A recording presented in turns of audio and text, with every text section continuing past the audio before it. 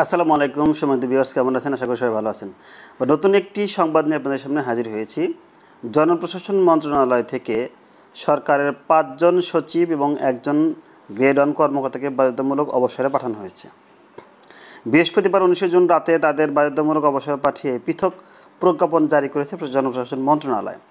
বাংলাদেশ কর্মচারী কল্যাণ বোর্ডের মহাপরিচালক সচিব কাজী এনামুল হাসান, জাতীয় পরিকল্পনা ও উন্নয়ন একাডেমির মহাপরিচালক সচিব সুকেশ কুমার সরকার, ভূমি আপিল বোর্ডের চেয়ারম্যান সচিব মোহাম্মদ ইব্রাহিম, জাতীয় উন্নয়ন প্রশাসন একাডেমির রেক্টর সচিব ডক্টর মোহাম্মদ শহীদুল্লাহ এবং ওএসডি সচিব মোহাম্মদ সালাউদ্দিনকে বাধ্যতামূলক অবসরে পাঠানো হয়েছে। এছাড়া বাংলাদেশ চিনি ও খাদ্য শিল্প কর্পোরেশনের চেয়ারম্যান গ্রেড 1 কর্মকর্তা ডক্টর লিপিকা ভদ্রকেও বাধ্যতামূলক অবসরে পাঠানো হয়েছে। সরকারি চাকরি আইনে 45 নম্বর ধারা অনুযায়ী তাদেরকে বাধ্যতামূলক অবসরে দেওয়া হয়েছে। এই ধারা অনুযায়ী কারো চাকরিকাল 25 বছর পূর্ণ হলে কোনো ধরনের কারণ দর্শানোর নোটিশ ছাড়াই সরকার বাধ্যতামূলক অবসরে পাঠাতে পারে।